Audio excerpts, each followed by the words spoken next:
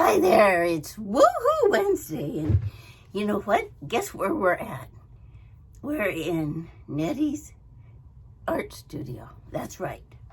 We're in Nettie's art studio. You know why that's a big deal? Let me tell you why that's such a big deal. Have you ever been told in your lifetime that you're not good enough to be something? Or maybe as a child, somebody said something to you like a teacher, and that kind of like they misunderstood you, or they didn't know what they were doing.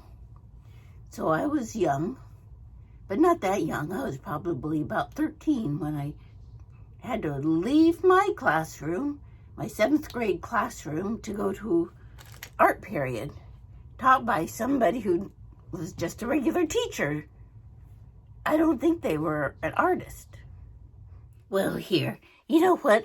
Let's just get busy, because while I'm talking, I'm going to do some art. I'm going to put some safety glasses on because I'm using my glue gun. Well, you don't really need safety glasses for some things, but I'm going to be using, metal things. I'm fixing my ear bobs. A lot of my ear bobs were made for, pierced earrings. And I'm telling you, my ears are getting longer. And, it's okay to wear dangly earrings, but you don't want dangling ears. So, okay, let's get down to business. Now, remember that the assignment was to take the initial of your last name, and that was an M for Nettie, and do something kind of cool with it. Well, what they wanted us to do was do a calligraphy M, and it was on an 8.5 by 11 paper, and I love to do handwriting. I had a girlfriend from the age of 6 on, and she and I would have competitions between handwriting, and we both had pen fetishes. I still do. I love to write with calligraphy pens and markers, and I just love to do that. I mean, that makes you an artist right then. So I was excited, and so I decided to do that and make it with lots of flourishes, and it was pretty. I mean, I still have it, and I look back on it, and I think, well, it was pretty amateurish for the time. But you know what the art teacher said to me? The art teacher said, "You're not an artist, and you probably won't be." I don't know why the teacher said that to me. I was one of those students that did everything the teacher asked me to do and never talked back and turned my assignments in on time and, did lots of extra credit work. That was just the way I did things. So it struck me so hard at the age of 13 or 12 and a half that the fact that a teacher said I couldn't be an artist, that just meant that's the truth. And I wasn't the kind of kid that was empowered or would have talked back. I just did what I was told. Authority was a little bit different in my house. You were taught to respect your elders and do what you're told. And I never went home and told my mom and dad. The same year, I had a home ec teacher.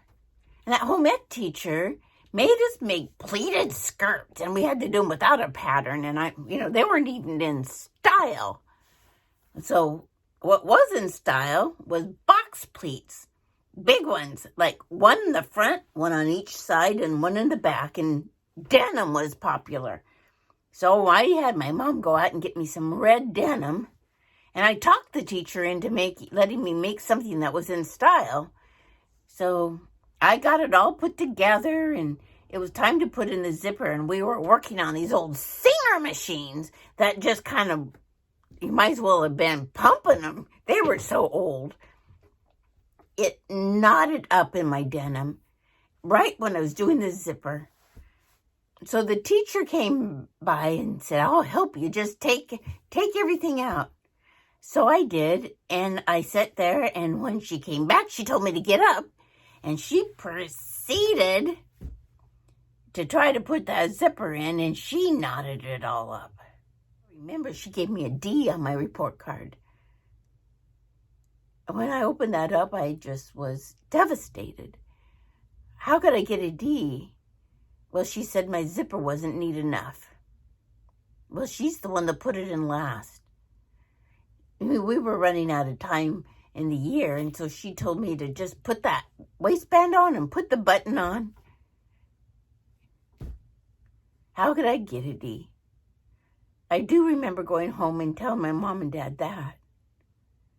And they reminded me that that grade probably would never be seen by anybody else, but it stayed with me the rest of my life. You know, we have to be careful. Because you know what?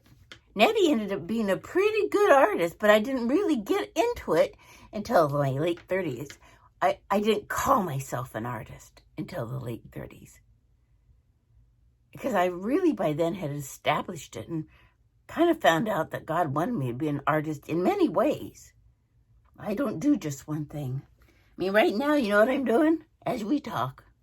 I got my glue gun. I got a special little stand. I'm not going to move my camera, but I got a little special stand. See, I even have professional equipment when it comes to doing my artwork. But what I want people to understand, two things. Well, probably more than that, but you know. So, what we need to understand is nobody can tell you who you are. Nobody can tell you who you can't be. We should know that by now. But you know what?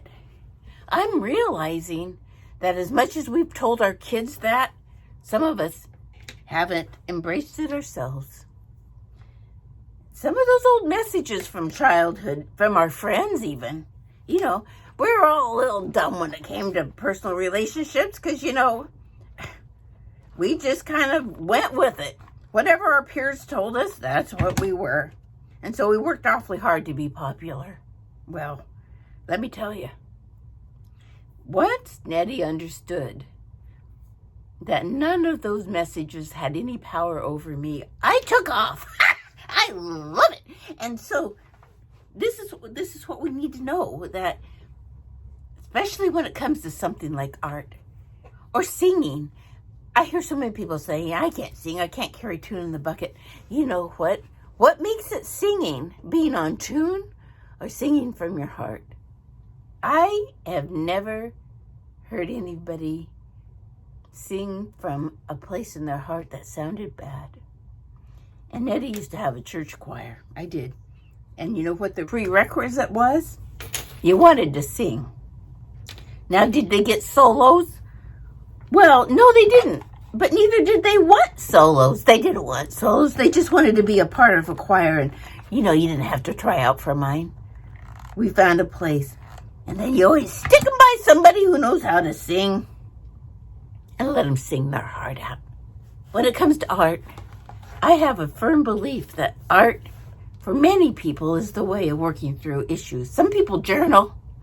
Some people just chat with somebody over a cup of coffee or tea. But I tend to take my thoughts with me, and I do artwork. Now, I'm not going to get into what this means, but this is a watercolor I just finished.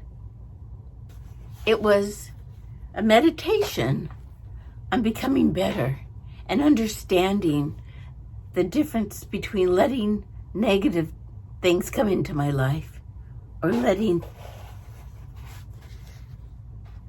things grow from green to blue to... Oh, it's too complicated to explain here. But it was a joy.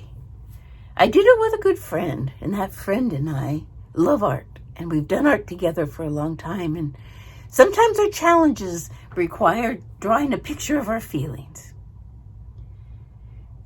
What that teacher said to me and did could have lasted until the day I die if I hadn't have accepted the fact that God gave me art as a way of expression and music and so many different little things. I'm so appreciative.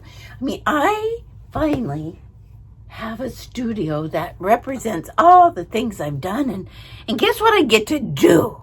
Guess what I get to do on Saturday?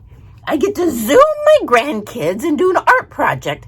Look, having Jimmy teach me Zoom and having confidence in my art and loving my grandchildren, we have a way of making, we're going to make these little chickens. I hope they don't see this because it's a surprise. But they've got all their supplies ready to go, and Nana's going to give them a little art class. You know, it is a Woohoo Wednesday because you know what I want you to do?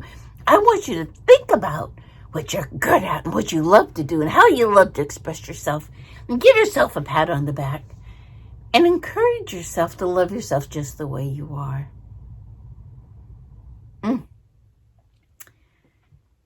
When somebody gives you a message that you're just not quite good enough, you know, hopefully you can go to a place of, oh, no. I like me just the way I am. I mean, for the good parts of us, that's so important. And of course we're willing to learn to change a little bit if our disposition or attitude, or if we just plain got things wrong. We always need to look at that. That makes us better. And those are opportunities for growth. I get a lot of those opportunities. Well, I don't always take them. But we're human. Those are the messages you can say to yourself. I need to grow up a little bit. I need to change this attitude a little bit. But hopefully you're looking at the good things that you have to offer others and are giving yourself the opportunity to teach others how they can grow in just being themselves. Okay, well, I'm going to get back to making more earbuds. Look at these! I can't wait to get these on. Okay, you know what? Love yourself for who you are. Put away all those old messages. Maybe identify them. But go forth being the light and being a first responder in love with all the good things that you know. All the good things that lay in your heart. And with all the good gifts and talents that you've been given. All right. Nettie loves you. Bye-bye. I love them. Woo-hoo!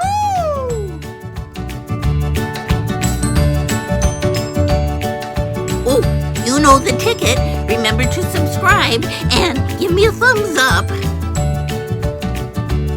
Thank you.